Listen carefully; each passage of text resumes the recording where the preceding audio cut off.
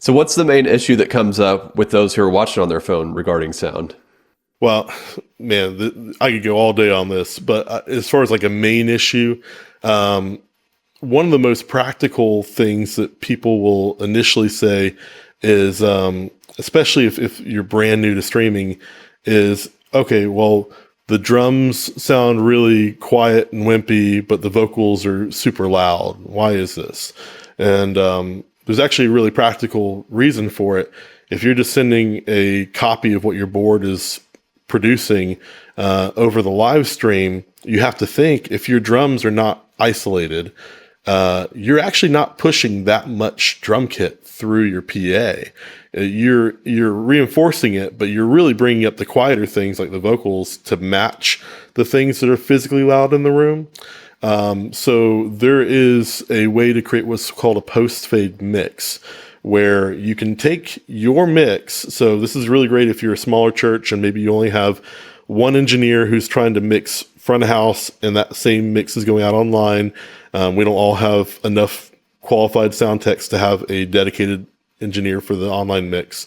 So you can take your mix, but you can augment it so that what you're hearing in the room has a little bit more or a little bit less of certain things to go out over the stream. So for example, if you set the post-fade mix to where everything's at unity, meaning it's not adding or subtracting from your mix, but then you boost certain things like maybe the drums or especially speaking microphones, like your pastor's microphone and anyone does announcements, that kind of thing, it will sound louder online for those things than it does in your room. And it'll help make up for some of the physical things that happen when we listen to a live worship service, like in the room, versus when we listen to it on an iPhone.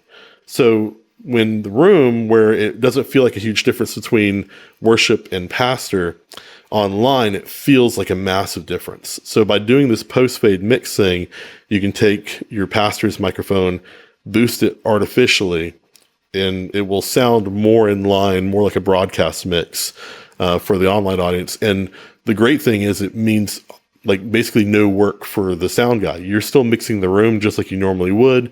From week to week, you just kind of listen to your live stream and say, okay, I know the bass sounds good in our room, but it sounds a little bit weak online. I'm just going to nudge it up a little bit. And then it's going to follow your fader moves that you're doing live, but it's going to augment them for online and make them sound better. Speaking of like the bass guitar, like obviously your phone doesn't have like a sub in it or anything like that. So Yeah. Are you ever really going to hear it that well on your phone? So one really important thing, and I've been thinking about this for like really any instrument, is you have to understand that every instrument has different qualities to it. So you've got your warmth, and then you've got your clarity, if you had to just use two adjectives to describe something. So an acoustic guitar, for example, you got your warmth of the body of the acoustic around like 200 hertz. And then you've got, the clarity of the strings being strummed that people can hear. When you're working on an iPhone, obviously people aren't going to hear the low end energy.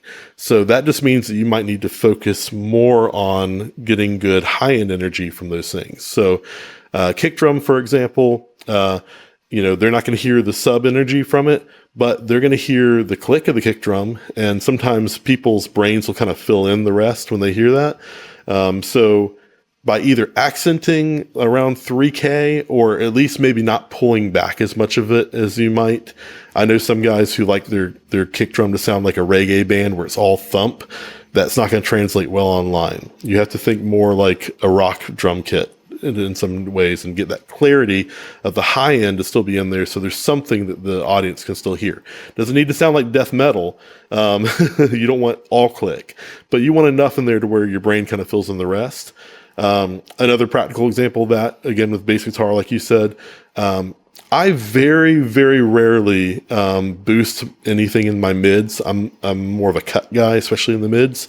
Bass is one of the examples where I break that rule. Usually somewhere around 1K, find where all the finger noise is coming from the bass, and being able to boost that up, where you need. And when you sound check it, even if you don't think you need it, go ahead and find it so that when the whole mix is going and now you're like, okay, I'm having a hard time hearing the bass on the iPhone.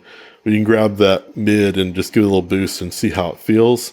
That helps a lot. Another thing that really helps a lot, if you have it available, is some form of saturation. One thing I do on like a DAW rig, if I have the availability, is I will double patch the bass guitar, and I'll put a Sans amp on both channels. One of them's just kind of a little bit of grit, just so it kind of cuts through the mix on its own. And the other one is usually a Sans amp with like a fuzz pedal or something. And I'll blend that in just enough to where you start to hear that online. And if you listen to the bass by itself, it might sound like it's way too much. But in the online mix, all of a sudden you can hear the bass coming through really well. Bethel's a great example of this. If you ever solo in on what their bass guitars do, there's a shocking amount of fuzz happening on a lot of their basses. You can't tell in the whole mix, but you can hear them very clearly. The other important thing that I've learned from guys like Bethel is, and I'm a bass player, so this hurts me to say this, but using a pick a lot of times will help, because just the nature of the pluck versus using your fingers to play. Now, it depends on the song, but that brings out those mids again that are going to be really easy to hear. So like a song like Lion and the Lamb is a good example where like the rhythm brings itself to using a pick, and then that's why that cuts through so well on that mix. So yeah, being able to focus on your mids and your upper mids and saturation are two ways to really help bring out those low end instruments artificially on an iPhone. Now let's go back to the kick drum, because you mentioned like the click and getting that to come through. And I can just almost hear somebody asking like, what does he mean by that? So can you kind of explain that a little more, and then maybe even walk them through how you would boost that area of the kick drum?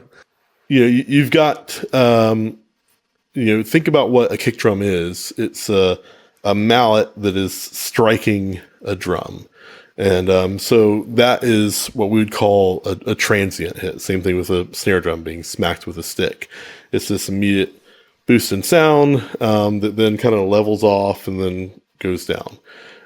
So if you think about every instrument as being, your fundamental, your bottom end energy, and then your top energy, you want to just kind of go around and find where all of a sudden you hear that clicky sound, that kick drum sound that's happening. And then depending on what your mic is, either boosting that up or sometimes pulling that back, but maybe not as much as you would in a live room, will help to create this extra sound that you're hearing on top that cuts through a mix and it's going to be able to be heard on an iPhone without any problems.